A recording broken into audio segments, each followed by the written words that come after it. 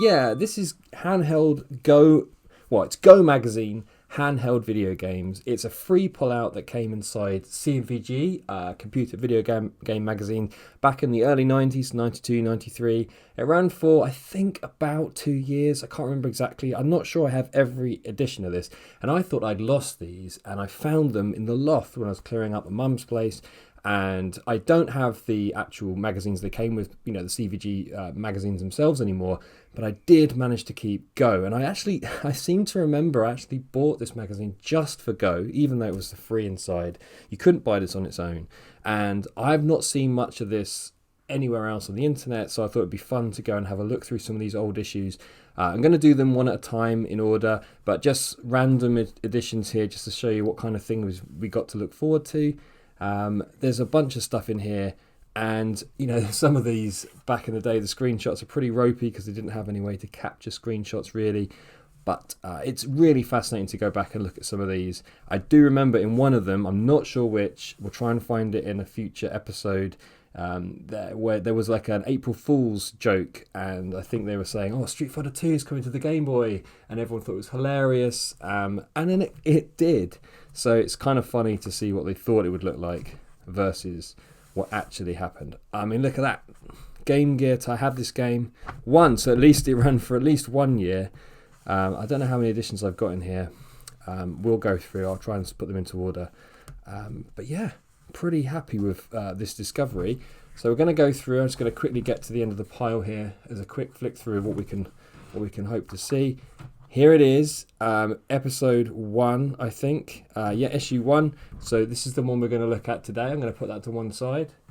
And here we go, issue 2, 3. Oh, man, look at some of these. Absolutely brilliant. I've got 2 copies of this. No, I don't know what that is, but I do.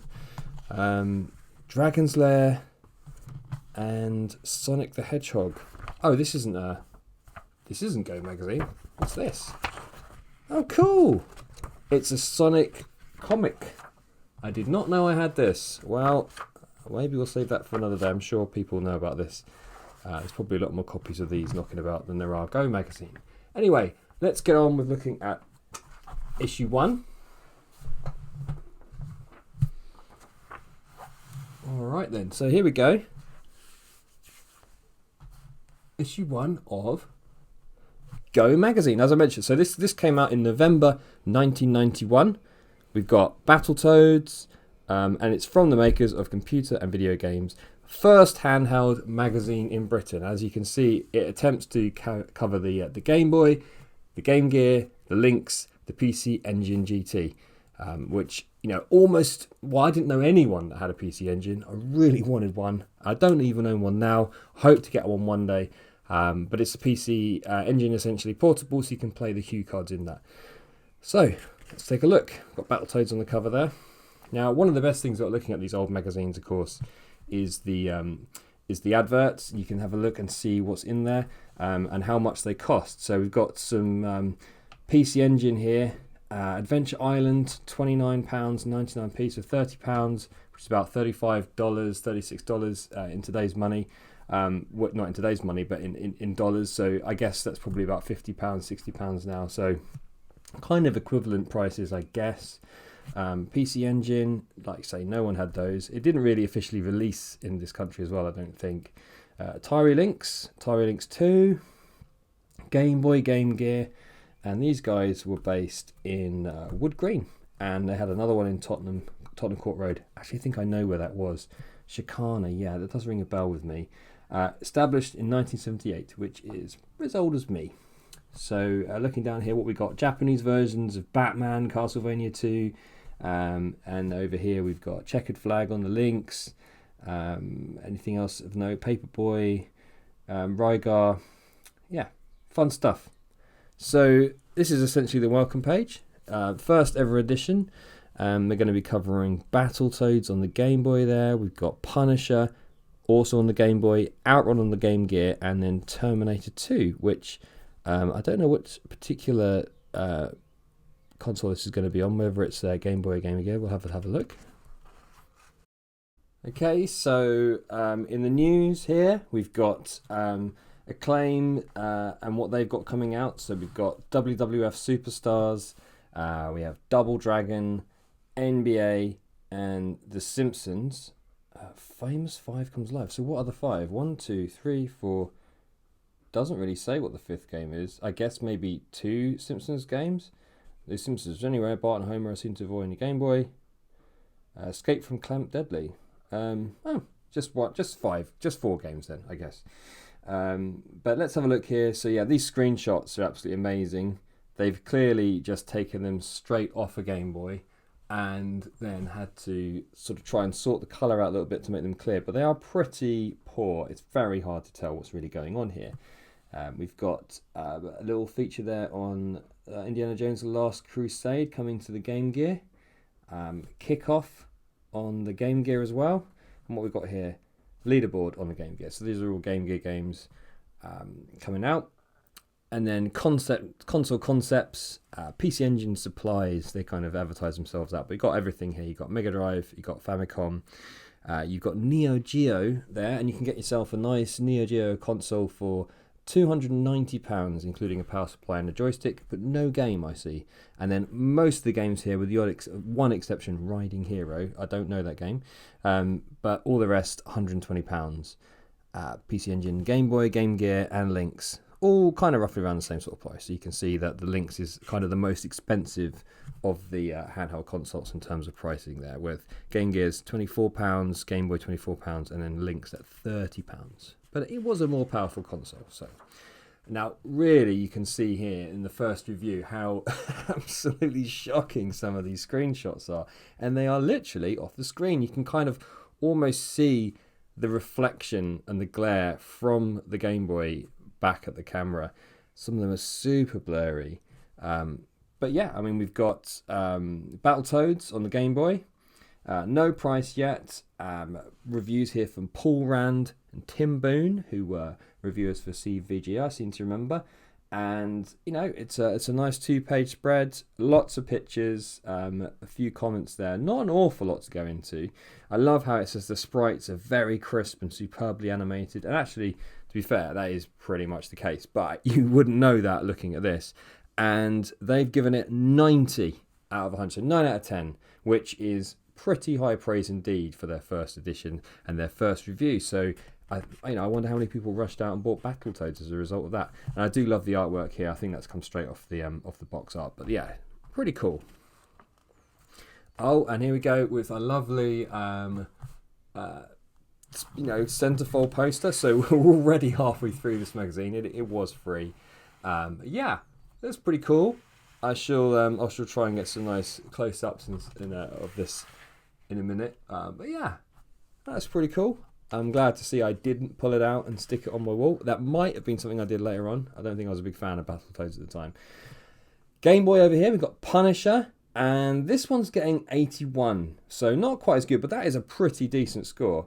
And Paul Rand saying it's a blatant Operation Wolf clone, but quite addictive, with plenty of baddies and action. The graphics are well done, so it's a bit of samey, but let's give it a go. So fair enough. I actually haven't even thought about Punisher for a while, probably since reading this magazine. So now it's actually kind of made me think, I wonder, I might go and have a look at that. I do like a bit of Operation Wolf, and it's good for sort of 5 or 10 minutes blast.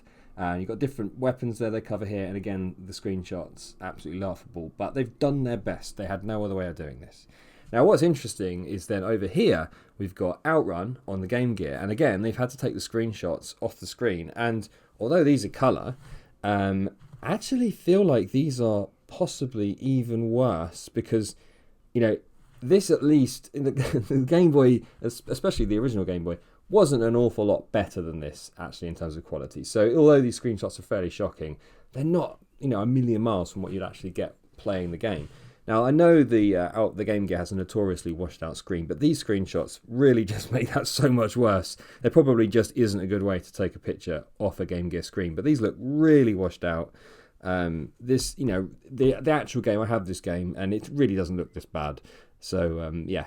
But anyway, they gave it 75, which is not too bad. Doesn't feel like anything that you don't already know, but if you've already got it, if you haven't got it already, go and get it. I think that's what they're saying. I think Outrun's a really good Game Gear game, actually. It's the perfect game for a handheld. So yeah, not bad. And you know, again, artwork off the box looking pretty good. And so as a kind of like, I've done a page here, a little feature on the Atari Lynx, and really just to talk about the Atari Lynx 2, because the Atari Lynx has been around for a while, and everyone remembers that as being this absolute huge behemoth. Which, you know, when you compare it to the likes of the, you know, the Switch today, or even the what's the Steam Deck that's come out, you know, actually it's not actually that bad. But then these have much bigger screens. This is still a pretty tiny screen, but they've done their best here to reduce the size of the console down a little bit. I think they've done that by making it a bit thicker, and the screen is pretty much the same size. I think the screen's a little better, but really, essentially, what's it saying? So it's got, you know, it's been underrated for a while. Have it done anything? It's just a bit less bulky. I don't know if it's actually saying it's almost identical technically as the other one. Major change in the architecture, the new Lynx is the movement of the cartridge slot. They're saying used to be a hatch on the side, and now it's located in the same place as all the other ones. You just sort of slot it in at the top. It's still got that reversible feature that it had for left-handed players, which is pretty cool. But it's obviously trying now to compete more. It's not doing as well with the Game Gear and the Game Boy at this point in history. So you know, they've revamped it, revised it, they've refreshed it to try and give it something a bit of a refresh, basically. And unfortunately, it didn't really work. So last one, we got a preview of Terminator 2 on the Game Boy. I did have this game. I remember it being really hard. I don't think I ever got off the second level. Can't remember exactly. Did I get to that point? I don't think I even got there. I don't know. Is that the second level? I think it might be. I definitely remember this. So I think this might be the first level. And very blurry. But I mean, Terminator 2 was a huge deal at the time. I went to see that in the cinema when it came out, and it was just everything. Everything was Terminator this, Terminator that. So yeah, pretty exciting to see that Terminator 2 is coming to the Game Boy. And, you know, despite the blurriness, this is looking pretty cool, pretty exciting. Not quite so sure about that. That looks a little rubbish. But, you know, it's the Game Boy. So yeah, and that's the preview there. And then lastly, we've got a preview of what's coming up next month in Go Magazine, which is, you know, it looks like a screenshot or a bit of artwork there from Castlevania. Next month, more handheld heroism from the best mag in the world. How can we go one better than just this? Just you wait, matey. That's so British. And yeah, Go Magazine. And then on the back, we've got ourselves an advert for 2 games from Ocean, who was still going strong at this point on the Game Boy. We've got RoboCop and Navy SEALs, which is out in December of 1991. Both those movies, big hits in the late 80s, I think. Well, RoboCop was certainly late 80s. When Navy SEALs came out, I think that's late 80s. It might be early 90s. But yeah, they were also Ocean, very well known for doing licensed games. And so that was really their thing. And I kind of like the way that this has got this Game Boy thing along the side, that brushed aluminium kind of look. It's pretty cool. So there you go. That is issue 1 of Go Magazine. And let's have a quick look down here and see if I can look in my pile, see if I can lay my hands straight away on issue 2. Yep, here we go. So this is what we've got to look forward to next time. We got Super Kickoff, Game Boy and Game Gear, and then we got some Lynx games on here, including Indiana Jones 3, which I think they mentioned in that one on the Game Gear, and then Rastan Saga Castlevania 2. So there we go. That was Castlevania 2 referenced there on the tail end of the previous episode. Pac-Man, Burger Time, and more. So yeah, we'll cover that in a future episode. Hope you enjoyed that brief tour of Go Magazine. If you enjoyed that, please give it a thumbs up. Let me know down in the comments if you had Go Magazine at the time and what you thought of it, whether you have fond memories of that, and if you've got a couple of copies knocking about and you still browse through them. Okay, thanks very much, and I'll see you next time on Kester's Forest.